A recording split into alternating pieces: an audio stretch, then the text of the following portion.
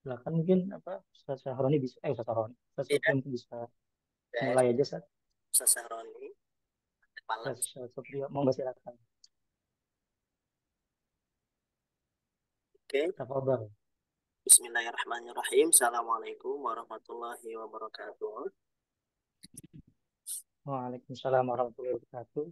Alhamdulillahirabbil alamin. Kita bisa berjumpa, berkumpul dalam kajian kisah kita ya. Ini yang hadir, masya Allah, sudah banyak juga. Ya. Bu Iis, ada Bu Kartika, Bu Wita, Bu Amira, Bu Desi, Bu Halimah, Bu Ismi, Bu Jessica, Bu Mika, ahlan wa sahlan ya. Terima kasih sudah membersamai kami dalam kajian kisah kita.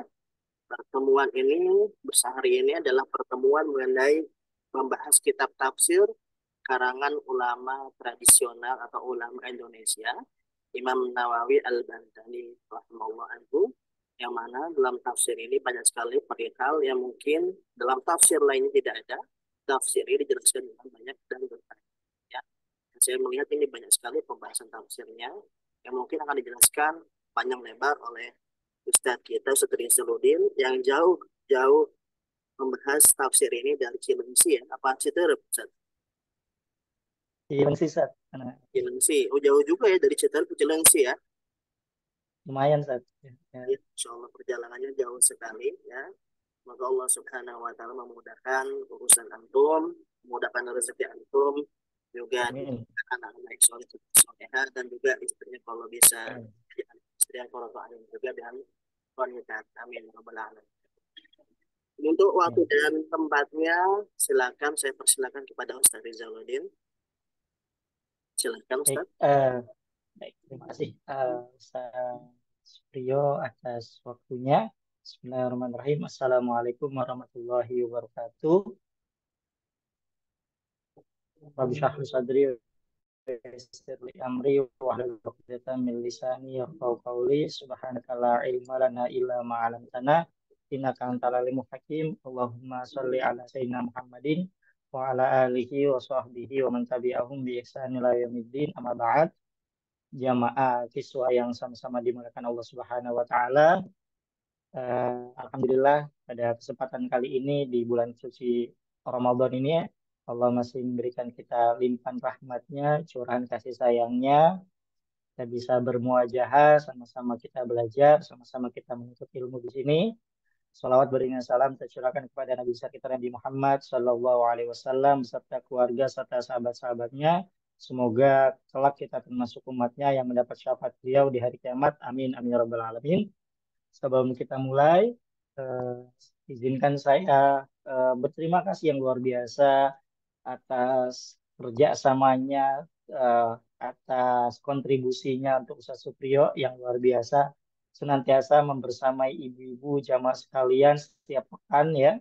Kalau bagian saya ganti-ganti mungkin sebulan sekali atau mungkin belum tentu, tapi ini Ustaz Supriyo dengan segala macam kesibukannya bisa duduk bareng kita ini hal yang luar biasa. Maka al jaza minallah, kita tidak bisa balas apa-apa ya. Semoga semua ini nanti jadi investasi akhirat untuk Ustaz Supriyo. Amin. Amin ya rabbal alamin.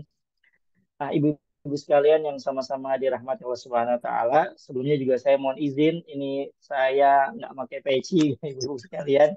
Ini qadarullah saya lagi di kantor jadi ya lupa ngantong apa lupa masukin peci tadi di tas ya.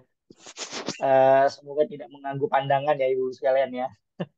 Baik, Ibu sekalian, jamaah sekalian yang sama-sama dirahmati Allah Subhanahu wa Ta'ala, sebagaimana tadi diawali oleh Ustaz Priyo, kita akan membahas salah satu kitab tafsir. Mungkin kitab tafsir ini jarang kita dengar ya, Bu ya. Kita sering dengarnya mungkin ya tafsir apa? Tafsir Jalalain mungkin yang sering kajian-kajian ya, kemudian tafsir Ibnu Katsir ya. Kita jarang dengar kitab tafsir ini. Tapi sebenarnya ini kitab tafsir karangan ulama kita ya. Kalangan ini selalu bahkan bahasa kerennya produk lokal tapi kualitas internasional. Ya, beliau ini Syekh Nawawi Al-Bantani, beliau mengarang kitab ini. Beliau asli darah Indonesia, maka luar biasanya beliau bisa tanda kutip membuat kitab tafsir seperti ini luar biasa. Ya, dan memang keilmuan beliau memang diakui oleh ulama-ulama dunia. Banyak kitab-kitab beliau yang lainnya Salah satunya adalah kitab tafsir ini. Nah, karena ini berhubungan dengan Ramadan, kita akan membahas tentang ayat yang berkenaan dengan bulan suci Ramadan. Ya, mungkin kalau sebelumnya ada pembahasan fikihnya dan sudut pandang fikihnya, nah, izinkan saya pada kesempatan ini akan membahas dari sudut pandang tafsirnya. Meskipun memang antara satu ilmu dengan ilmu yang lainnya itu ya nggak bisa terpisahkan. Itu ibarat rantai, saling keikat ya, ibarat gelang ya saling keikat yang mana ini tasalsul, saling saling saling saling saling terikat yang nanti jadi satu kesatuan yang sempurna. Baik. Bismillahirrahmanirrahim. Qala al-mu'allif rahimahullah taala wa nafa'ana bihi wa bi'ulumi fid dharaini. Amin.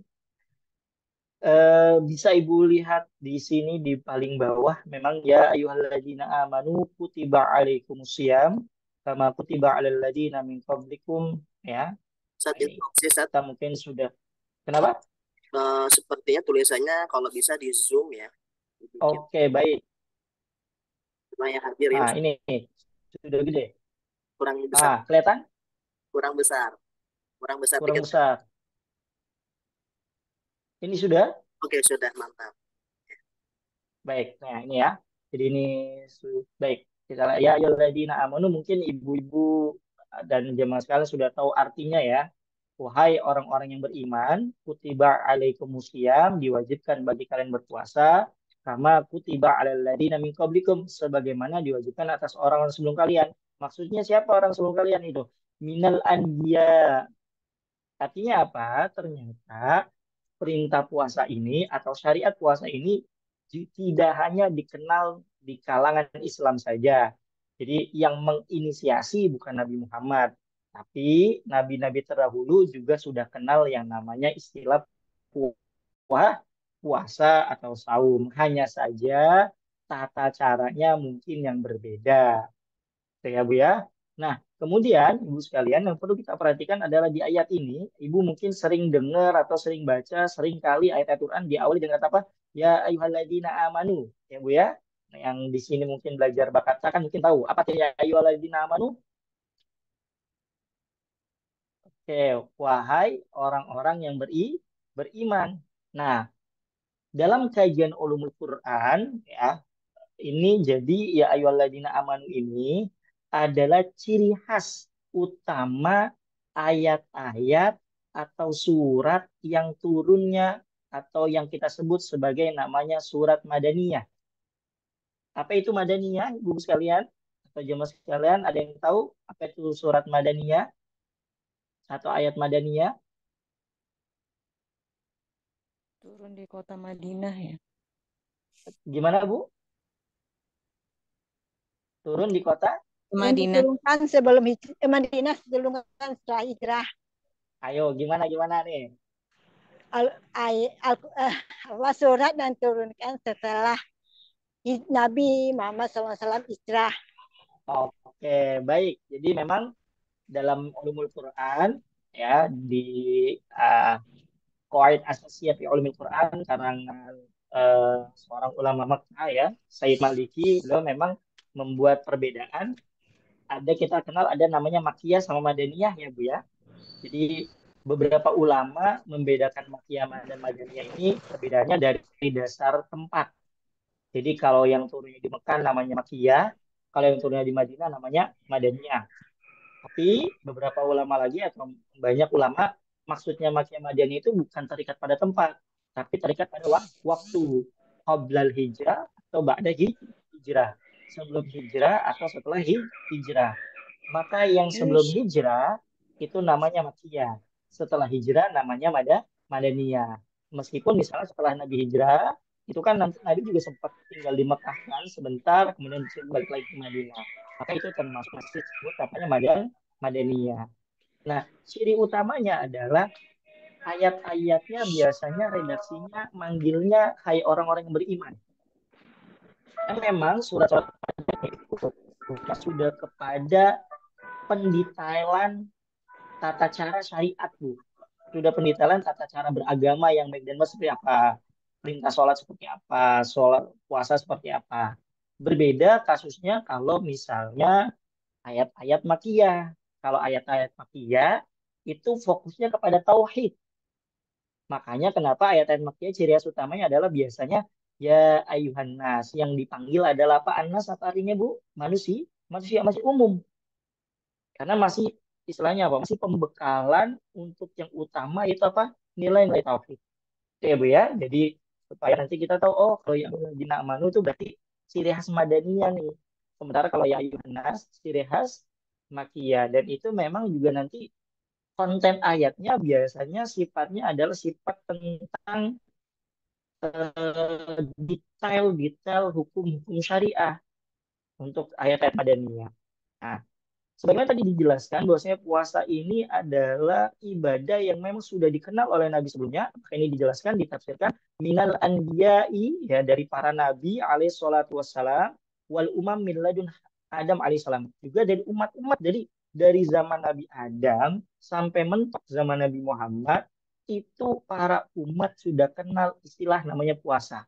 Kan zaman sekarang saja semua agama itu juga kenal yang namanya istilah puasa ya Bu ya, ya jemaah sekalian, meskipun tadi dengan tata cara atau ya situasi atau sifat yang berbeda-beda. Nah, apa ujungnya, goalnya puasa itu apa sih ya yang Allah pengen dari kita gitu kan? Ya sebenarnya Allah tidak butuh puasa kita gitu ya Bu ya. Allah hakikatnya juga tidak butuh ibadah kita. Kita lah yang butuh ibadah kepada Allah sebagai bentuk rasa syukur kita kepada Allah. Tapi goal dari ibadah puasa adalah apa? La'allakum tattaqun. Kata bertakwa itu maknanya takut, Bu. Ya. Jadi agar kalian tattaqun, bertakwa ay tattaqunallah. Kalian bertakwa kepada Allah dengan apa? Bisaumikum wa tarkikum lisyahawat. Ya. Kalian menjadi bertakwa karena Allah karena puasa kalian, juga karena kalian mampu meninggalkan syahwat hawa nafsu kalian. Nah, puasa kan intinya kalau secara fikihnya kan meninggalkan apa hal-hal yang membatalkan ya Bu ya. Ya, jemaah sekalian, yang membatalkan itu kalau nggak makan minum urusannya nanti sama maaf berhubungan badan. Jadi syahwat makan minum sama syahwat apa untuk biologis manusia, ya kebutuhan biologis manusia. Dan ini dua kebutuhan ini itu ada dua kebutuhan utama manusia. Coba cek ya, mayoritas atau apa ya latar belakang background kriminal yang ada atau ya kejahatan yang di muka bumi ini atau taruh di Indonesia itu pasti ketika ditanya kadang faktor ekonomi yang menjadi pendorongnya, ya bisa makan akhirnya dia nyolong gitu kan. Prostitusi ya yang ada di muka bumi ini itu karena syahwat, ya kebutuhan biologis manusia. Artinya dua kebutuhan ini adalah dua kebutuhan dasar. Maka ketika seseorang bisa menghandle ini, bisa memanage ini, tentu kebutuhan-kebutuhan lainnya akan lebih mudah. Nah, maka di sini jelaskan, farragbatu fil mat'umi wal mangkuhi asyaddu minar ragbah fi ghairihima. Maka kebutuhan, keinginan kita untuk makan, untuk minum, untuk menikah atau maaf berhubungan badan untuk kebutuhan biologis kita, itu adalah kebutuhan yang lebih, dia berada di level yang lebih ketimbang kebutuhan-kebutuhan manusia yang lainnya. Maka sehingga simpelnya ketika Allah melarang kita untuk melakukan itu karena kita berpuasa, maka otomatis kebutuhan atau keinginan-keinginan kita yang lainnya akan lebih mudah untuk ditinggalkan. Tuh. Jadi simpelnya Allah larang yang atas ya supaya yang bawahnya lebih gampang. Tuh. Tapi tentu ibu-ibu sekalian, apakah kemudian puasa cukup tidak makan, tidak minum, kemudian dengan pasangan kita saja berhubungan badan, tentu secara fikihnya cukup itu, ya. Tapi kemudian Nabi juga pernah bersabda, gitu kan, kam min imin laisa lahu min siyami ilal juwal atos. Berapa banyak ternyata ada orang-orang yang berpuasa, tapi kemudian di catatan Allah, di catatan amalnya cuma dapat apa? Lapar dan haus aja. Kok iso? Kok bisa? Kayak mungkin mulutnya berpuasa untuk makan dan minum, tapi kemudian ternyata mulutnya tidak berpuasa untuk gibah. Mungkin mulutnya, perutnya kosong, dia merasa lapar, dia merasa haus, tapi kemudian matanya tetap tidak berpuasa. Itulah kenapa dalam sebuah kajian Imam Ghazali di dalam kitabnya Ihya Ulumuddin membagi tubuh level-level puasa ada 3 level. Yang pertama adalah shaumul umum, puasanya orang umum, puasanya biasa. Yang biasa-biasa orang puasa apa ya sudah, yang penting sah secara fikih. Tuh. Nah, tapi kan ya pengen lah kita ada peningkatan.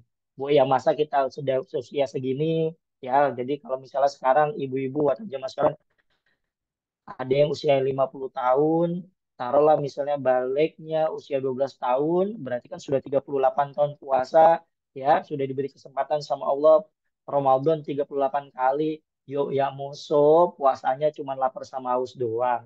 Masa nggak pengen naik ke level selanjutnya gitu loh. Nah, maka kemudian kata Imam Ghazali level kedua ada namanya saumul khusus. Saumnya orang khusus. Apa?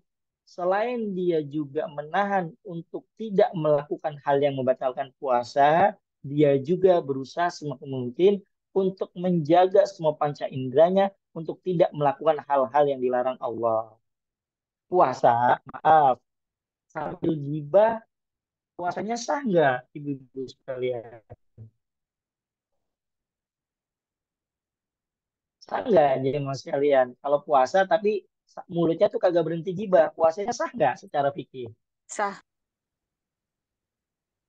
Ya, puasanya tetap sah ya. Ini tapi bukan berarti nanti artinya boleh gibah ya Bu ya. Puasa maaf, kemudian matanya jelalatan tetap scrolling-scrolling HP ngelihat yang aneh-aneh. Puasanya tetap sah selama dia tidak batal puasa. Tapi kemudian puasa yang demikian cuma dapat lapar dan haus doang. Maka kata Imam Ghazali, untuk masuk ke level kedua adalah harus menjaga pandangan, menjaga lisan, menjaga telinga, menjaga tangan, menjaga kaki untuk tidak melakukan hal-hal yang boleh jadi bisa menggugurkan pahala puasa. Hal ini diperkuat oleh Habib Zain bin Smith ya dalam kitabnya Akhir Sadida ya kitab Akhir Sadida beliau membagi dua. Ada yang disebut nanti hal-hal yang membatalkan puasa, ada lagi juga nanti disebut hal-hal bisa menggugurkan pahala puasa. Apa ya tadi ya kita lagi puasa ternyata nontonnya yang aneh-aneh. Tidak sampai membatalkan iya, tapi boleh jadi gara-gara itu pahala kita jadi ternyata catatan-catatan kebaikan kita, catatan-catatan puasa kita jadi berkurang. Ini kan jadi sayang gitu ya. Maka di sini jelaskan gitu kan. Wal istiqa'atu ma'asyaku. Karena memang makan dan minum adalah kebutuhan dasar manusia, juga maaf, kebutuhan biologis adalah kebutuhan dasar manusia, maka ketika kita mampu mengorganisasikan ini, memanage ini, menjaga ini, tentu yang lainnya akan lebih mudah. Gitu. Itu ya Bu ya. Inilah makna tentang kenapa puasa itu tujuannya adalah agar kita bertakwa, ya bukan kita sehat Bu. Meskipun memang ada hadis sumu tasihu, puasalah supaya kalian sehat betul, ya karena secara apa namanya secara kedokteran ternyata puasa bisa gini gini gini itu betul. Tapi ya jangan nyari sehatnya. Nanti kalau nyari sehatnya apa bedanya puasa kita dengan diet, gitu ya Bu ya. Sama kayak misalnya mungkin Ibu sering baca, oh gerakan-gerakan sholat ternyata kalau ruku manfaat kesehatannya kayak gini loh. Ini buat sujud manfaat kesehatan ini. Betul, kita harus yakin itu. Karena kenapa? Apapun yang didesain Allah buat kita, itu pasti baik buat kita, entah itu dunia atau akhirat. Tapi kemudian jangan sampai nanti diplek-plekin, disama-sama. Oh berarti sholat ini sama seperti yoga. Ya, sama-sama buat kebaikan, sama-sama buat kesehatan. Enggak, tetap nilai niat puasa kita adalah lillahi ta'ala, niat sholat kita adalah lillahi ta'ala. Gitu ya. Berapa lama kita berpuasa? Nah, gini. Andai misalnya saya nyebut gini, Bu ya. Harga HP ini adalah 4.990.000 ya. 4.990.000. Kemudian dengan misalnya sebut tadi saya bilang harga HP ini adalah 5 juta. tentu kadang kita filosof apa sisi psikologis kita kena ya Bu ya. Padahal kadang bedanya cuma 10.000. Cuman yang satu pembulatan jadi 5 juta tuh kesannya mahal banget. Sementara yang ini 4.990.000 itu masih kalau di ini ditulisnya hanya harga sekitar 4 juta. Itu buat apa? Supaya tidak langsung makjleb di hati. Maka sama ketika pertama kali datang perintah puasa, itu kemudian redaksi Qurannya tuh indah. Quran cuma bilang ayam ma'dudat. Kalau di bahasa Indonesia ayam ma'dudat itu cuma beberapa hari saja. Jadi nggak langsung di secara vulgar puasa itu 1 bulan penuh. Itu nanti boleh jadi orang yang baru dari masyarakat puasa, waduh, kok sebulan penuh gitu. Jadi ini untuk psikologisnya dulu kena. Maka di sini dijelaskan ai fi ayyamin muqaddarat bi'adadi ma'lumin salatina yauman wa hiya Ramadan, yaitu di bulan suci Ramadan kita tahu 1 bulan dalam Islam itu kalau nggak 29, 28 ya Bu ya. Jadi nggak ada yang sampai 30, 31, nggak ada yang cuma 28. Maka hitungan bulan Hijriah ya Bu ya, atau tahun Hijriah dengan tahun Masehi itu setiap tahun bedanya 11 hari Ibu sekalian. Itu artinya usia Ibu yang sekarang itu kan pakai hitungan Masehi ya Bu ya. Maka kalau hitungannya pakai hitungan Hijriah, usia Ibu lebih tua karena lebih 11 hari setiap tahunnya. Tinggal Ibu kali aja. Yang sekarang usianya 40 tahun berarti 11 kali 40 ya. Yang sekarang usianya 50 tahun berarti 11 kali 50. Gitu ya Bu ya. Faman kana minkum maridon. Nah, tapi kemudian di sini ya, Quran ini seperti ini ya Bu ya. Jadi apa ini kita perlu belajar. Dalam Islam ada namanya hukum-hukum yang azimah. Azimah itu hukum dasar basicnya. Contoh sholat tuh kudu berdiri. Puasa tuh harus. Ya puasa Ramadan tuh harus. Tapi nanti kita kenal ada namanya rukhsah. Keringanan, dispensasi. Tapi dia saklek ya Bu ya. Nggak saklek. Jadi dalam Islam ada sifat-sifat yang fawabit, yang tetap. Tapi kemudian ada sifat-sifat yang dia bisa mengikuti situasi dan kondisi. Dan ini mayoritas di dalam hukum fikih seperti ini. Maka ketika untuk bicara fikih, maka potensi berbedanya banyak. Artinya kita nggak bisa saklek ngomong orang kudu kayak gini.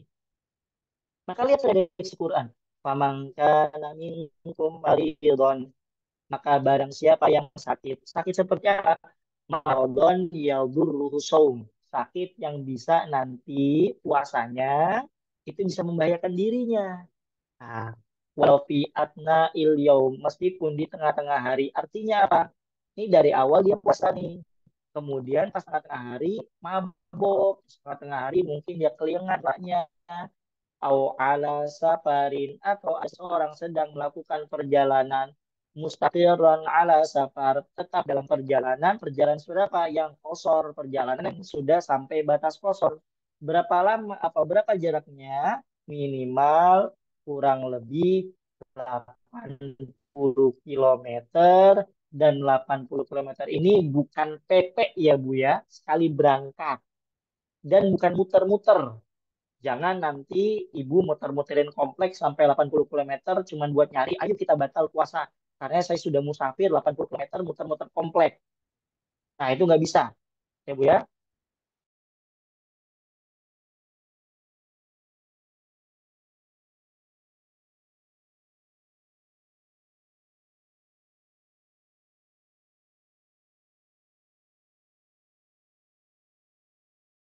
Diganti di hari lain. Berarti kalau boleh diganti puasanya boleh nggak puasa pas Ramadan? Boleh.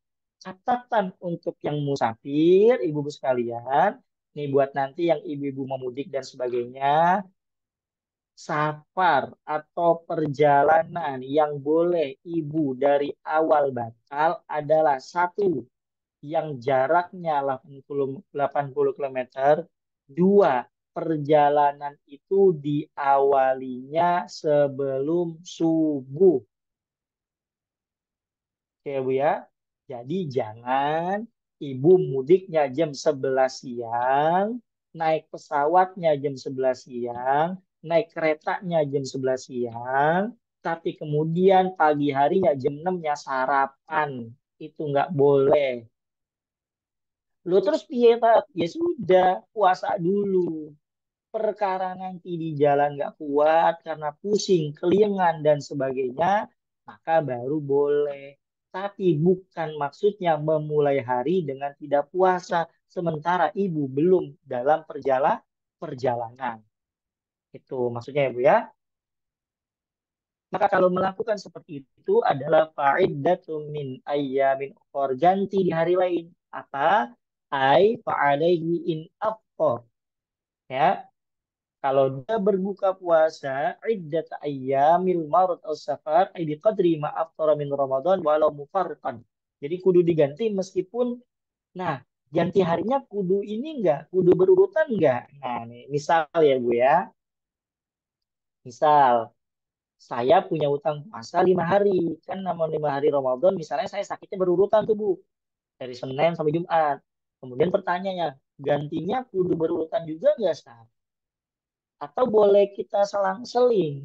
Atau yang penting fokusnya di jumlah hari atau jumlah hari sama berurutan. Nah, gimana Bu?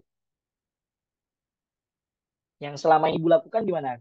Cukup ganti hari saja, yang penting jumlah harinya, atau kudu berurutan? Artinya kalau 5 hari berarti Senin sampai Jumat puasa terus, puasa qadha, atau boleh setiap Senin Kamis. Nah, di sini ada dalilnya ya Bu ya, sini ada penjelasannya. Nah, ini dijelaskan. Nah, ini ada ceritanya. Waruya anna rajulan qala lin nabi ala ayyami min Ramadan. Ya. Jadi dalam sebuah kesempatan ada seorang laki-laki datang ke Nabi bertanya, ya, yang bertanya tentang bulan apa cara mengqadha hari yang dia lalui di bulan Ramadan tapi dia batal. Apakah boleh dia mengqadhanya mutafarriqah? Boleh mencar-mencar, boleh pisah-pisah. Maka kemudian lah Rasul, ibu sekalian, seringkali menjawab sesuatu itu tidak langsung direct ke jawabannya. Tapi kadang seringkali Rasul tuh menggunakan analogi, ya. Dan ini bagus ya buat mungkin ibu yang berprofesi sebagai guru atau pengajar, maka kadangkala kita perlu menjawab pertanyaan orang, pertanyaan murid kita atau pertanyaan apapun itu, kadangkala tidak harus langsung direct jawabannya. Ini misalnya nanya ini, kemudian kita tahu jawabannya A, kita langsung A. Tapi kadang kita alihkan, atau mungkin bahasa sekarang jawabannya diplomatis. Nah, di sini ada seorang pemuda tanya sama Nabi, Rasul, kalau saya punya utang puasa 5 hari, itu kudu gantinya berurutan 5 hari, atau boleh mencar-mencar, yang penting 5 hari. Maka lihat kata Nabi, Ara'aita law kana 'alaika daynun wa qadaitahu ad-dirham wa dirhamain amma kana yujzika. Nah, Rasul menganalogikan dengan utang. Coba coba deh mau mikir gitu kata Nabi gini. Kalau misalnya kamu punya utang sama seseorang, kemudian hutang itu kamu cicil. Minggu ini bayar 1 dirham, minggu ini 2 dirham, dan seterusnya. Itu cukup enggak? Atau itu boleh enggak? Kemudian kata si pemuda tadi yang diajak diskusi sama Nabi, "Naam." Oh, cukup Nabi. Intinya kan yang penting utangnya lunas. Lihat. Kemudian apa jawaban Nabi? Qala Allahu, maka Allah haqqu ayya'fuwa wa yasfah. Apalagi Allah. Allah itu lebih berhak, atau Allah itu tentu akan lebih memaafkan, akan lebih mentoleransi. Nah, ini sayangnya Allah ya. Bu ya. Jadi Allah itu mandang ke kita tuh pandangan kasih sayang. Bahasanya, wis lah, yang penting kamu bayarnya lunas dari utangnya. Perkara mau dicicil, monggo silahkan. Gitu ya Bu ya. Nah, kemudian ini ada dalil lagi tentang, aduh misalnya, boleh nggak kita lagi safar tapi sayang deh, nggak apa batalin puasa karena saya kuat kok. Misalnya ternyata saya naik mobil pribadi dan saya bukan supirnya, saya penumpangnya, kemudian saya tetap puasa, boleh nggak? Boleh saja. Nah, di sini pernah ada riwayat gitu kan, dan ini diriwayatkan oleh Aisyah gitu ya. Jadi memang Aisyah radhiyallahu anha, ibu-ibu sekalian, ini memang istri Nabi yang paling muda. Dan memang ini beliau ini ya, hikmah ya Bu ya. Jadi kita seringkali mendengar apa ya, orang-orang yang benci Nabi kadang menyerang Nabi dari sisi Aisyah radhiyallahu anha.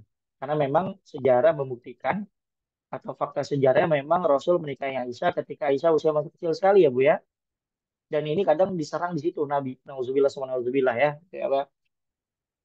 Tapi tahukah ibu sekalian ternyata Aisyah radhiyallahu anha adalah dokumenter sejati kehidupan Nabi. Tuh Bu.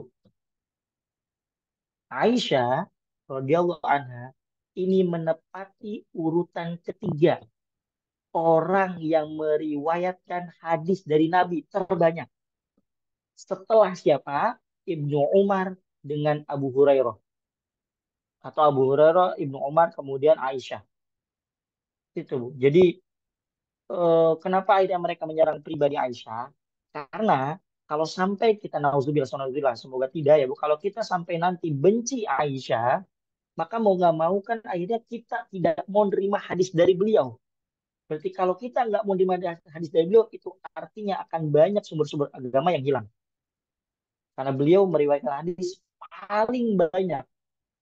Dari kalangan perempuan paling banyak, kalau secara totalnya beliau berada di urutan ketiga. Itulah kenapa maaf, Syiah itu menyerang sosok Aisyah radhiyallahu anha. Orang-orang orientalis, orang-orang yang nggak suka Islam, itu nyerangnya dari sisi Aisyah. Ya, nauzubillah, nauzubillah, ya Syiah juga sampai melabeli, nauzubillah, bunda kita Aisyah radhiyallahu anha dengan julukan pezina. Kasus hadis Rifki. Ya, Bu ya. Nah, ini sebagai gambaran bagaimana mulianya Aisyah. Ya, bagaimana hikmah kenapa Rasul menikahi Aisyah. Karena itu, beliau adalah dokumenter sejati kehidupan Rasul. Banyak riwayat-riwayat yang sifatnya pribadi sekali, itu diriwayatkan oleh Aisyah. Maaf, tentang bagaimana Rasul mencium, tentang bagaimana Rasul tidur, tentang bagaimana sholat malamnya Nabi. Itu Aisyah yang meriwayatkan. Gitu ya, Bu ya. Karena memang ini dokumenter sejadi. Maka hadis ini diriwayatkan oleh Aisyah, ada seseorang yang bertanya kepada Nabi, siapa? Hamzah al-Aslami, ya Nabi, saya lah dalam perjalanan, boleh puasa enggak? Jadi nanya. Jadi Hamzah al-Aslami ini sudah tahu ada syariat bahwasanya kalau lagi dalam perjalanan boleh nggak puasa, gitu ya. Tapi kemudian dia nyari opsi lain. Tapi boleh nggak saya tetap puasa? Nah, maka Nabi menjawab, sum in syi'ta wa aftir in syi'ta. Ya, monggo silakan puasa kalau mampu, kalau nggak mampu juga silakan buka, ya. Jadi nggak perlu diperdebatkan Bu, ya, nggak perlu nanti misalnya udah yang afdol adalah puasa, yang afdol ada ini dan sebagainya, sudah yang mampu silakan, yang nggak mampu nggak apa-apa. Apalagi misalnya kan banyak banyak pertimbangannya ya Bu ya, misalnya saya nggak mau batal karena nanti kalau kodonya susah. Apalagi misalnya untuk ibu-ibu, saya udah banyak hutangnya gara-gara mungkin haid atau nifas, kemudian masa harus ditambah lagi gara-gara perjalanan. Sementara perjalanan saya misalnya naik pesawat atau naik kendaraan pribadi dan saya bukan berlaku sebagai supir, cukup duduk tenang di samping suami yang selaku supir, ya monggo silakan kalau tetap berpuasa. Gitu Bu ya. Eh, ya. Kemudian dia lanjutkan wa 'alal ladzina yutiqunahu. Nah, yang saya buat bahwasanya ada hal-hal agama yang bersifat azimah, hukum dasar, tapi kemudian ada yang namanya rukhsah.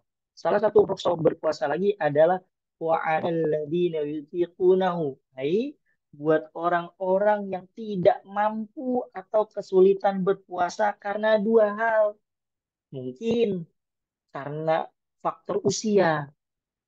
Usianya sudah sepuh, memang sudah tidak mampu lagi untuk berpuasa, maka boleh batal. Gantinya pakai apa?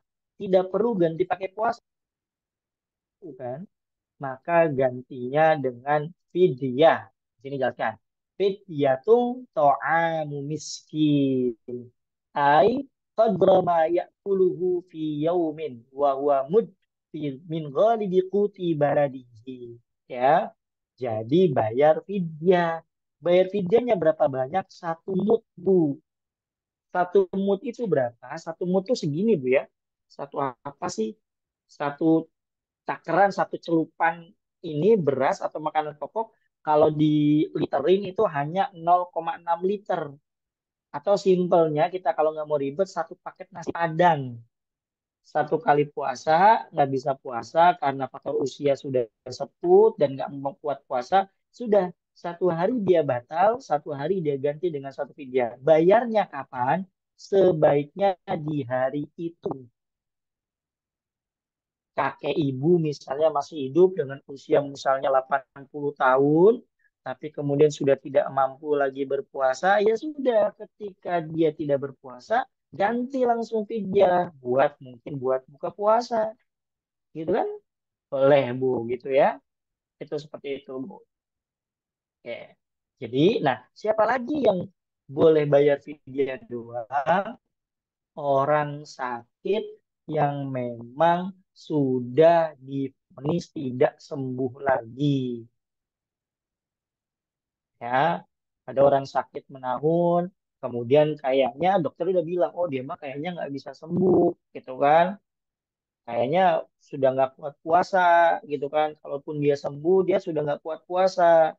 Maka pada saat itu bayarnya cuma bayar fidyah, tidak perlu bayar apa? Kodonya. Gitu ya Bu ya. Oke. Nah, ini penjelasan basicnya, ini kita lewatkan saja. Ya.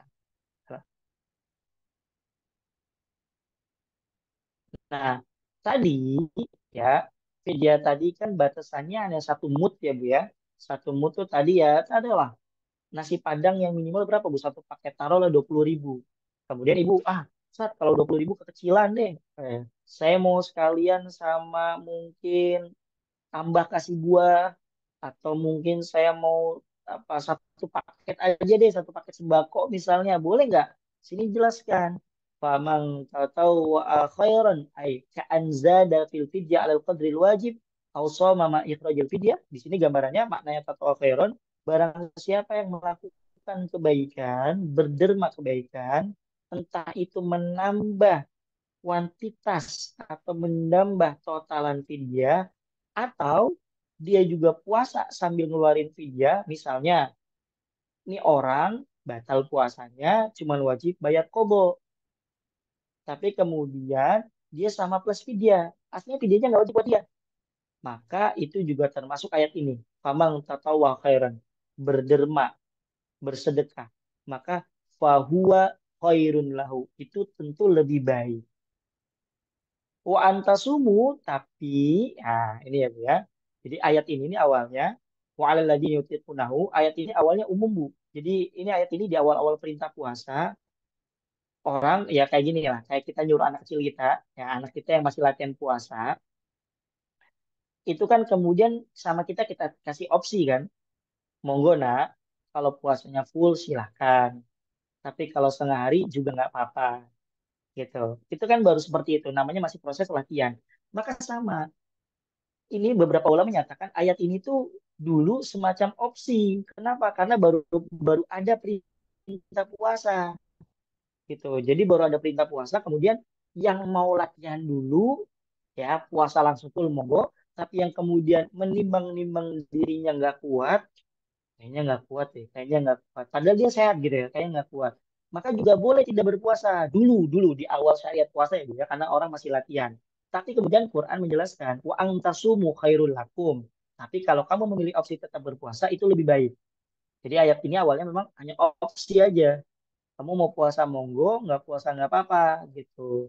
Tapi kemudian memang ayat ini kata ulama sudah mansuh, sudah nggak digunakan lagi. Artinya sudah nggak ada opsi tuh kalau masuk bulan Ramadan, kemudian kita boleh opsi, oh puasa atau nggak puasa, gitu ya. Kecuali dengan alasan-alasan tadi ya Bu ya. Wa antasumu khairul lakum in kuntum ta'lamun. Kalau kalian paham bahwasanya ada banyak keutamaan di bulan Ramadan dan saya dengar penjelasan dari seorang ustadz, jadi gini saya kutip dari guru saya seperti ini Bu ya. Kita kan sering ngelihat apa tuh banner ya. Kalau pas mau Ramadan bilang apa? Selamat menaikkan ibadah puasa. Ya, ini kata Ustaz saya ini boleh jadi apa ungkapannya tepat, tapi juga boleh jadi kurang. Kenapa? Karena apa? Ternyata Ramadan ini tidak hanya bulan tidak hanya bulan puasa apa? Di situ banyak ibadah-ibadah lainnya. Jadi bisa nanti dia sholat malam, bisa nanti dia berdoa, bisa nanti dia ngaji. Ya bahkan sering dibilang syahrul Ramadan, syahrul Syam, bulannya puasa betul. Syahrul Qiyam, bulannya Qiyamul Lail betul. Syahrul Quran, bulannya Quran betul. Nah, karena memang isinya kebaikan-kebaikan semua. Betul ya, Bu ya? Nah, yang menjadikan bulan suci Ramadan penting adalah ternyata bulan itu adalah bulan pertama kali diturunkannya Quran. Pada malam apa, Bu? Lailatul Qadar. Tentu maksud bulan pertama kali dengan Quran adalah proses turunnya Quran itu ini ya Bu ya, dua tahap. Tahap pertama adalah turun langsung, blok dari Laul Mahfud ya sampai ke langit dunia, turun langsung tuh Bu, 30 juz. Ya. Baru proses selanjutnya, proses nyicil selama kurang lebih 23 tahun sesuai dengan asbabun nuzul. Itu Bu ya. Nah, yang proses pertama kali yang turun langsung itu ulama sepakat pada malam Lailatul Qadar. Apa itu malam Lailatul Qadar? Malam diturunnya Quran. Maka ibu-ibu sekalian, apapun sesuatu yang berinteraksi, yang bersinggungan dengan Quran itu pasti akan menjadi mulia atau paling mulia. Malaikat jumlah pastinya hanya Allah yang tahu, tapi bisa kita pastikan atau kita tahu bahwasanya malaikat Jibril adalah malaikat yang paling utama, malaikat yang paling mulia. Kenapa? Karena beliau punya tugas menyampaikan Quran. Tuh. Manusia atau nabi dan rasul itu jumlahnya banyak. Dalam riwayat nabi itu sampai 124.000, Bu. Ya, nabi dari zaman Nabi Adam sampai Nabi Muhammad itu 124.000 nabinya. Sementara rasulnya kurang lebih 313. Itu jumlah yang banyak. Tapi kemudian kita bisa pastikan nanti kayak ini Nabi Muhammad adalah nabi terbaik. Kenapa? Salah satu faktornya karena di beliaulah turun Quran. Malam dengan malam-malam yang lain itu biasa, ya sudah malam nggak ada bulan, nggak ada matahari dan sebagainya. Tapi karena satu malam ini turunnya Quran, maka menjadi malamnya lebih baik daripada 1.000 bulan. Maka kalau kita mau jadi manusia yang mulia, maka sering-seringlah interaksi dengan Quran. Bahkan di riwayat lain Nabi menjelaskan, kalau kamu pengen melihat, ya, kalau kamu ingin melihat seberapa pantas atau di mana posisimu di hadapan Allah, maka lihatlah posisimu di Al-Quran. Tuh, ibu-ibu sekalian. Ya.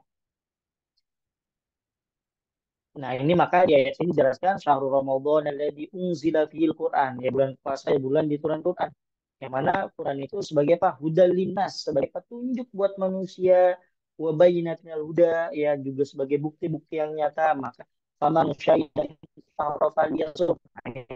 Lihat hilal. Ya, makanya kenapa kita setiap sidang apa mau awal Ramadan kan harus ada apa? Sidang isbat. Ada namanya metodologi hisab dengan metodologi ru'ya. Ya, ini berbagai penjabaran intinya sudah karena kita ini sudah kita orang awam sudah kita ikut keputusan pemerintah. Toh juga bukan tapi bukan berarti maaf yang tidak ikut keputusan pemerintah misalnya ikut salah satu organisasi apa ormas Islam yang besar dan sebagainya misalnya Muhammadiyah atau NU kemudian tiba-tiba atau mungkin keputusannya berbeda dengan sidang isbat itu monggo tidak apa-apa. Ya jangan sampai diperuncing gitu ya. Ya, nah, kemudian diulang lagi nih, waman kana maridun aw ala safarin fa'iddatun min ayamin ukhar, ya. Kalau yang sakit dalam perjalanan maka boleh diganti dengan hari lain. Kenapa demikian? Karena memang yuridullah bikumul yusra wala yuridu bikumul usra. Allah tuh ingin mempermudah kita, bukan ingin mempersulit. Bahkan di riwayat lain, yasiru wala tu'asiru. Kalau ngejelasin agama, itu yang mudah-mudah. Jangan mempersulit orang untuk urusan agama. Ya, walitukmilul iddata supaya kalian sempurna puasanya 30 hari ya dan nanti ujungnya apa walitukabbirullaha ala madakum takbiran Bu jadi dalil takbiran ini Bu walitukabbirullaha dan supaya kalian mengagung-agungkan Allah indang qidha isom setelah puasanya sudah sempurna ala madakum atas hidayah sudah Allah berikan apa hidayah sudah diberikan puasa kita Bu Jadi gini ya Bu ya, simpelnya. Kita harus eh, memikirkan apakah ibadah kita diterima atau tidak oleh Allah Subhanahu wa taala. Tapi kemudian kalau pikiran ini berlebihan juga akan menjadi masalah. Maka kata pengarang Al-Hikam, Ibnu Athaillah, itu yang paling penting dalam berpuasa atau ibadah dalam cakupan luasnya adalah ketika kamu selesai melaksanakan ibadah, maka bersyukur dulu. Kenapa harus bersyukur? Karena bayangkan, Bu, ibu-ibu sekalian atau jamaah sekalian mungkin tadi pagi saya yakin subuh semua ya, Bu ya. Tapi kemudian muncul pertanyaan Ibu, apakah ada orang yang tadi subuh kemudian tidak sholat subuh? Banyak. Taruhlah misalnya sedunia atau Indonesia deh, banyak nggak yang nggak sholat subuh? Tentu banyak. Atau yang puasa deh. Kita sekarang puasa. Apakah ada orang Islam, tanda kutip yang KTP-nya Islam, kemudian tidak puasa? Banyak. Maka ternyata Afwan, kita bisa berpuasa, kita bersolat, itu kan secara nggak langsung Allah milik kita untuk itu kan. Itu murni karena hidayah Allah. Maka ketika kita ibadah, maka pertama kali bersyukur dulu. Alhamdulillah ya Allah, Engkau masih memberikan saya hidayah, engkau masih mengizinkan saya untuk apa? Berpuasa.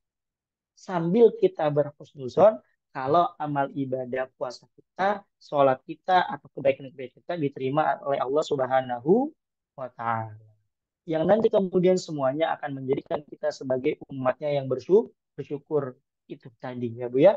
Apa itu syukur? Ya, kata Prof. Quraisy Shihab dalam sebuah kajiannya beliau menyatakan syukur itu adalah menerima yang sedikit dan menganggapnya banyak, atau memberi yang banyak dan menganggapnya sedikit. Itu rasa bersyukur, ya. Itu mungkin ibu-ibu sekalian, jamaah sekalian, pembahasan kita prolog awalnya, nanti mungkin kita ada sesi tanya jawab. Ini ada yang bertanya dulu. Nih saya coba ini dulu ya, saya bahas dari Ibu Mike. Ya, saya langsung aja ya, Ustaz Suprio ya, Afwan. Silakan, silakan. Eh, Wah, sudah banyak. Izin tanya apa makna Quran sebagai pelengkap kitab suci sebelumnya? Jika iya, berarti Allah ragu dong kasih kitab sempurna ke Nabi Daud, Musa, dan Isa. Oke, baik, betul. Jadi gini ya Bu ya. Ini jadi masuknya nanti ke nasikh. Ini. Ketika Allah menurunkan Taurat, ketika Allah menurunkan Injil, itu sudah sempurna. Itu sudah sesuai dengan zamannya. Ya, itu sudah sesuai dengan zamannya, sesuai dengan kebutuhannya. Tapi kemudian ketika datang Nabi Muhammad, ya Allah tanda kutip, merevisi dengan menurunkan kitab baru. Kemudian Afwan, merevisinya Allah tidak lantas kemudian kita langsung bilang, wah Allah berarti ragu-ragu dong, Allah berarti melakukan kesalahan. Enggak, Allah jauh dari itu. Gitu ya Bu ya.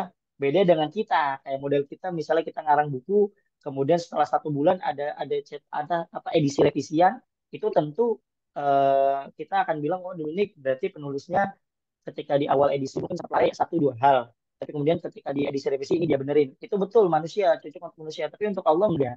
Gitu ya. Jadi yang Allah apa di kitab Taurat, kitab Injil itu sudah sempurna sesuai dengan doanya. Ya, sesuai dengan syariatnya. Contoh ya Bu ya. Di syariat Nabi Musa, berarti kita Taurat ya Bu ya. Itu kalau orang taubat, wah ya orang taubat kok kudu bunuh diri. Aduh, Bu. Coba Anda misalnya syariat itu nggak diganti sama Allah. Selesai Bu kita Bu. Ya. Selanjutnya di syariat Nabi Musa juga, afwan Bu, ini pakaian kalau kena najis itu bukan dicuci Bu, tapi yang bagian kena najis dipotong. Yang ada nanti pakaian kita bolong-bolong semua Bu. Baru beli pakaian, ternyata kena kotoran cicak. Wah, itu kan, waduh ini pakaian harga 5 juta, masa dipotong? Ah, jadi ini sudah dari Allah atau dalilnya yamhullah ma yasha wa yuthbit. Karena Allah adalah Tuhan, maka Allah menetapkan sesuatu yang Ia inginkan, juga Allah punya otoritas untuk menghapus sesuatu yang beliau inginkan. Tapi ini bukan karena Allah lalai. Oh, ini salah dong. Enggak. Ini sudah sesuai dengan zamannya di zaman itu. Gitu ya, Bu ya. Singkatnya seperti itu terkait tentang eh, kitab sebelumnya apa berarti Allah ragu ya Ibu Desi ya. Semoga bisa sedikit menjawab. Kemudian kenapa puasa Ramadan wajib padahal eh, wajib berarti 1 bulan. Yahudi aja cuma Sabtu aja yang mana sih kalau nggak salah nggak ada. Nah, itu jadi istilah puasa ini sudah istilah umum ya agama lain pun mengerti. Tapi yang berbeda adalah syariatnya ya syariatnya yang berbeda. Maka di Islam yang wajib itu puasa Ramadan. Nah, ini sebagai pembeda gitu loh. Sementara Yahudi ya itu tadi bilang artinya apa? Yahudi kenapa cuma satu aja? Itu mungkin di zaman Nabi Musa cocok pada zamannya ya sudah itu. Tuh. Lah kita dikasih kelebihan 1 bulan. Tuh. Simpelnya gini, ini kalau bahasa santainya, ibu-ibu sekalian, kalau misalnya ada pengumuman, mall apa Bu yang gede di Bogor tuh? Botani Square ya, atau Elos. Ada misalnya ada di pengumuman di medsos, entah di IG, di Facebook atau apa, bilang gini, Botani Square Midnight Sale 1 hari. Dengan kemudian Botani Square Midnight Sale sampai up to 90%. Ya kan? Selama 1 bulan. Ibu milih yang mana, Bu? Yang 1 hari 1 bulan, Bu? Tentu kita pengen yang 1 bulan kan? Artinya oh, kita bisa tanda kutip ya, bisa belanja banyak. Diskonnya panjang kan? Waktunya durasinya 1 bulan. Maka sama, bulan suci Ramadan, kenapa kok 1 bulan? Itu diskon dari Allah kasih 1 bulan, Bu. Itu hikmahnya lah, itu mudahnya gitu ya, Bu, ya. Itu seperti itu. Ya. Itu Bu Mika ya. Kemudian Ibu Isminanda, saya masih bingung dengan ya, kenapa mengutamakan tarji yang sepertinya lebih utama pada itu. Nah, seperti fikih Syafi'i, Maliki Hambali, masa ada yang utama antara fikih satu berarti mau dia ngambil yang muda aja ya dengan mencuekin jad ulama dan lain-lain. Jadi gini ya Bu ya, eh, di Muhammadiyah itu ada namanya Majlis Tarjih. Majlis Tarjih itu kumpulan ulama yang memang ini mungkin bisa diklarifikasi kalau saya salah ya Bu ya. Jadi ada di NU itu ada lembaga khusus ya ulama namanya lembaga khusus kalau di Muhammadiyah Majlis Tarjih. Masing-masing itu punya metodologi yang berbeda. Kemudian terkait apa hisab sama ru'ya ini jangan sampai dibahasakan gini Bu. Oh, hisab ini berarti punya Muhammadiyah. Ru'ya ini punya NU. Enggak Bu, enggak ada. Ya, istilah NU Muhammadiyah itu istilah sekarang 100 tahun yang baru 100 tahun. Sementara istilah ru'ya sama hisab itu ajaran Nabi Muhammad.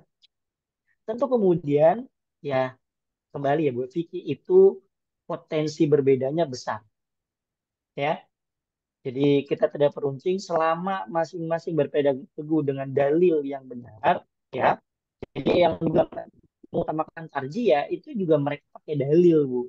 Tentu ceritanya beda. Ini saya kasih gambaran gini dan ini terjadi zaman Nabi ya Bu ya. Nih, Nabi pernah bilang kayak gini Bu. Saya ganti nama daerahnya ya supaya gampang untuk dianalogikan. Jadi Nabi kayak pernah bilang gini, misalnya contoh lah saya ngomong ke ibu sekalian. Oke, ibu sekalian, sekarang jam 11 ya Bu ya. Ibu kalau ke Bandung tuh normalnya berapa jam, Bu? Kalau naik mobil, normalnya ada yang tahu, Bu? Ke Bandung berapa jam? 3 jam, 3. Berapa, Bu? 3. 3 atau 4? 3 sampai 4 jam. 3 sampai 4 jam. Oke, kita taruhlah 3 sampai 4 jam ya, Bu ya. Oke. Kemudian saya bilang gini nih, Bu ya. Saya bilang gini. Ibu-ibu sekalian, eh, Ibu jangan sholat asar kecuali di Bandung. Oke, saya bilang, Ibu jangan sholat asar kecuali di Bandung. Apa yang Ibu pahami dari ucapan saya? Sholat asar Ini harus di dulu. Bandung. Gimana? Asar harus di Bandung. Sholat asar harus di Bandung. Oke. Kalau sholat asar harus di Bandung. Misalnya ternyata kondisi darurat dan sebagainya, ternyata saya sampai Bandungnya maghrib. Atau mungkin Isya. Berarti saya sholat asarnya di Kodok. Jama kubro. Nah, maksudnya berarti berarti berarti kalau gitu gimana? Saya berarti misalnya ya, kan normalnya memang 4 jam. gitu ya. Artinya, oh nyampe nih asar nih, gitu kan. Tapi kemudian ternyata qadarullah, ternyata saya sampai asar, sampai Bandungnya itu udah asarnya udah lewat. Nah itu gimana? Nah, maka sama zaman Nabi itu pernah kayak gitu. Ya ini bedanya kita bilang Bandung tapi zaman Nabi gitu. Maka pada saat itu ternyata sahabat terbagi dua, Bu. Ada yang mengikuti sesuai dengan teks ucapan. Jadi sholat asarnya tetap di Bandung, ya, sholat asar yang tetap di Bandung meskipun sampai keluar waktu, jadi di Kodo.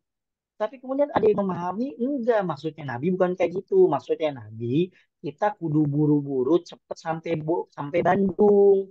Biar nyampe Bandungnya pas asar. Kalau kagak sempet, ya sholatnya di jalan. Dua-duanya bener nggak, Bu? Pemahaman ini dua-duanya bener. Dan ternyata luar biasanya, Bu. Dua pemahaman ini sampai ke Nabi. Dan ternyata Nabi tidak menyalahkan satu antara keduanya. Fikih memang seperti itu, Bu. Gitu ya. Gitu ya, Bu ya. Ini simpelnya seperti itu, Bu. Jadi eh, apa namanya? Kita berhusnuzon, entah itu Muhammadiyah, entah itu NU, kalaupun nanti di akhir nanti Ramadan kemudian lebarannya berbeda, kita berhusnuzon masing-masing sudah mengambil ijtihadnya masing-masing, gitu kan. Terus yang benar mana satu? Sudah, yang benar mana nanti di akhirat. Allah jadi hakimnya. Gitu ya, simpelnya gitu, Bu ya. Oke, kemudian Ibu Jessica, saya dengar kalau puasa Ramadan itu hanya untuk orang beriman. Pertanyaannya kan ayatnya ya ayyuhalladzina amanu, bukan ya ayyuhal muslim.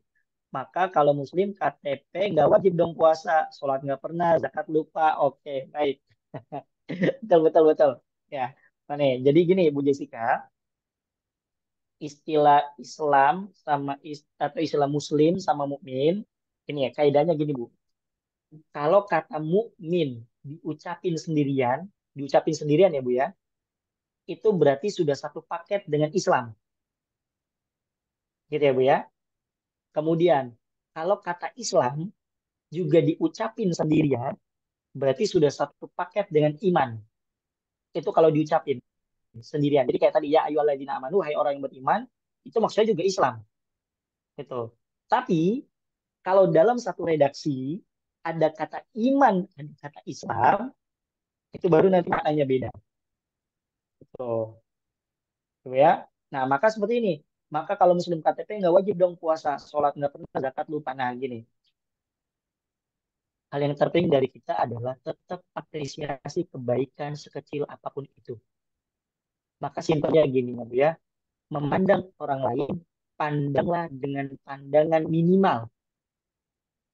Tapi memandang ke diri sendiri, pandanglah dengan pandangan maksimal. Maksudnya apa? Maaf, mungkin ibu kenal tetangga, dia nggak sholat, dia kaya tapi zakat enggak. Tapi pas Ramadan dia puasa. Sudah tetap apresiasi kebaikan yang dia lakukan tetap benar kan? Ya dia puasa. Perkara urusannya apa? Perkara urusannya puasanya diterima atau kagak, itu ranahnya Allah. Meskipun memang ada penjelasannya, oh ada orang puasa kemudian nggak sholat, nanti hukumnya kemudian itu betul memang. Tapi tetap apresiasi kebaikan sekecil apapun itu, ya. Sama kayak kapan ibu jalan-jalan di mall. Maaf SPG kan banyak yang karena memang tuntutan kerjaan atau apapun itu pakainya ketat ya Bu ya. Tapi kemudian ketika waktu zuhur, ketika ibu sholat di musola di mall itu, kemudian ternyata banyak SPG-SPG yang sholat kan. Maka tetap apresiasi itu kebaikan, Bu. Jangan malah mulai kita kemudian apa bilang, ah percuma sholat. Habis sholat buka aurat lagi. Loh, sejak kapan sholat menjadi kata percuma? Gitu kan? Sholatnya dia itu sudah benar. Apa? Karena artinya dia tetap ingat Tuhannya. Perkara ternyata dia masih buka aurat, itu sudah itu kita tetap tetap sebut itu kesalahan. Tapi jangan sampai kesalahan yang satu ini kemudian menutupi kebaikan yang dia lakukan. Itu. Gitu ya, Bu ya. Jadi filosofinya gitu, mandang orang lain pada minimal, tapi mandang sendiri pada maksimal. Maksud pandang maksimal gini, kalau saya puasa berarti saya sholatnya kudu benar. Kalau saya sholatnya benar berarti karena saya duitnya banyak, saya kudu zakat. Nah, udah gitu. Tapi kalau mandang orang lain, ada orang misalnya kagak pernah jemaah, tapi kita tahu ternyata dia sholat di rumah. Ya sudah, pendidikan minimal, alhamdulillah masih sholat. Perkara mengajak pada kebaikan itu beda lagi kasusnya. Tapi apa? Tetap apresiasi kebaikan, ya. Karena ada riwayat, pernah saya dapat dibaca di kitab Al-Bajuri ya Bu ya, secara kitab Al-Qarib. Jadi ada seorang wali jadi bercerita, jadi ketika beliau akhirnya tanda kutip ingin dimasukkan surga, beliau kemudian, ya ini kan cerita-cerita kewalian ya Bu ya, tapi kita ambil hikmahnya. Beliau sampai bersama saya masuk surga itu ternyata bukan karena saya banyak beramal, bukan karena saya banyak apa namanya bersedekah, bukan karena puasa saya, bukan karena ini saya, tapi kemudian dia bilang illa rubiat, tapi karena sholat sholat itu rakaat-rakaat kecil saya di malam hari. Artinya kita tidak pernah tahu apa hal yang bikin kita masuk surga. Itu ya Bu ya. Itu mungkin maksudnya ini ya ayyuhalladzina amanu dengan ya ayyuhalladzina muslim. Jadi muslim sama mukmin kalau disebutin satu doang muslim maka satu paket dengan mukmin. Tapi kalau disebutin berbeda artinya dalam satu teks ada kata muslim, ada kata mukmin itu berarti berbeda. Kalau muslim itu cuman baru Islam KTP. Tapi kalau mukmin sudah melaksanakan. Simpelnya gitu ya Bu ya, Bu Jessica. Semoga bisa dipahami. Kemudian Ibu Halimah, kenapa Quran perlu dijelasin di hadis? Apakah Allah nggak mampu bikin penjelasan di Quran? Karena hadis kursi dan hadis biasa. Kenapa kursi ini nggak sekalian jadi ayat ayat Allah aja dengan Rasul? Oke. Betul Bu. Kalau pertanyaannya kenapa Quran perlu dijelasin hadis? Apakah Allah nggak mampu saja? Jadi gini, ada kaidah yang ini diambil la yus'alu amma yaf'al wa hum yus'alun. Semua tindakan Allah, semua takdir Allah, kita tidak perlu pertanyakan, tapi kemudian kita bisa ambil hikmahnya.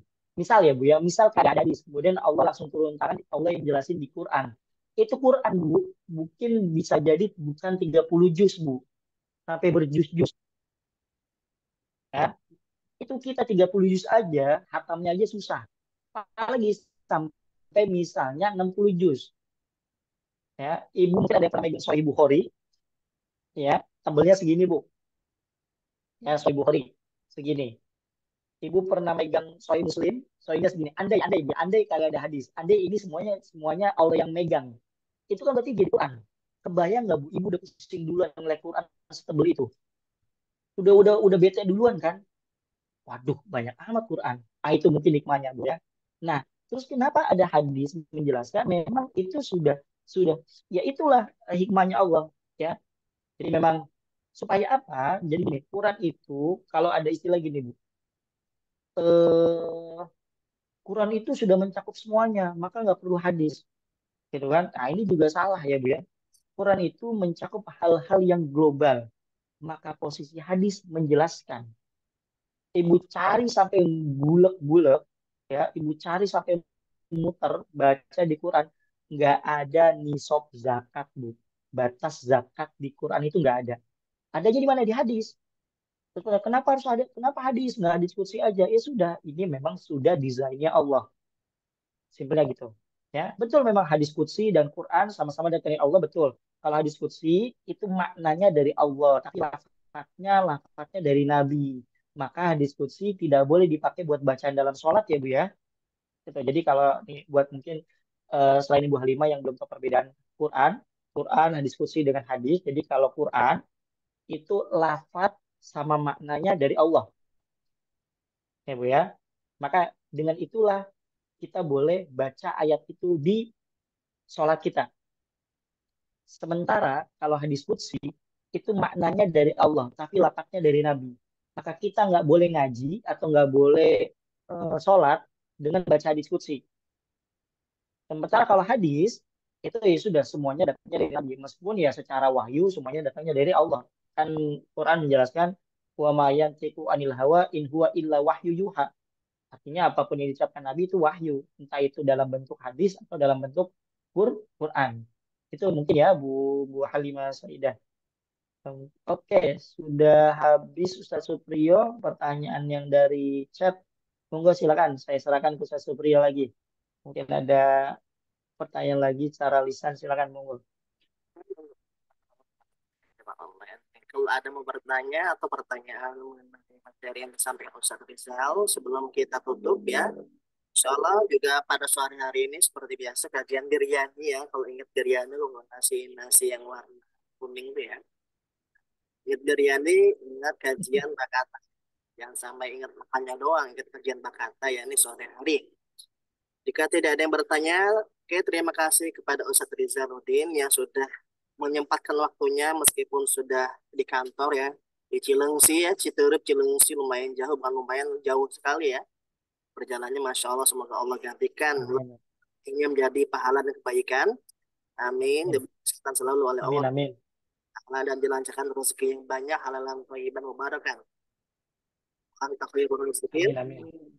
Dan juga terima kasih kepada jamaah yang sudah setia menemani kami dalam kajian ya rutin setiap Rabu ya, terutama di bulan Ramadan ini kajian perdana kiswah ya. Ada Bu Atia, Bu Betty, Bu Iis, Bu Kartika, Bu Kosiatun, Bu Mira, Bu Mulia, Bu Ratna, Bu Rian, Bu Wita, Bu Desi, Bu Jessica dan lainnya yang belum saya sebutkan. Terima kasih semuanya yang sudah juga ikut sempat. Tadi saya lihat ada yang sambil jalan kaki, ada yang jalan olahraga. Terima kasih sudah mendengarkan kajian pagi hari ini. Semoga Allah memberkahi dalam setiap acara dan kajian yang selalu kita dengarkan. Amin ya rabbal alamin. Amin. Amin. Mari sama-sama Amin. kajian kita dan doa kafaratul majelis. Subhanakallahumma Subhanakallahumma wa bihamdika Asyhadu an la asyhadu ilaha an la illa ilaha anta illa Anta anta astagfiruka astaghfiruka wa atubu ilaik. Terima Syukran kasih Ustaz. Ustaz. Syukran Ustaz. Assalamualaikum. Assalamualaikum. Assalamualaikum warahmatullahi wabarakatuh. Waalaikumsalam Waalaikumsalam warahmatullahi warahmatullahi wabarakatuh. wabarakatuh. Pamit ya Bu ya.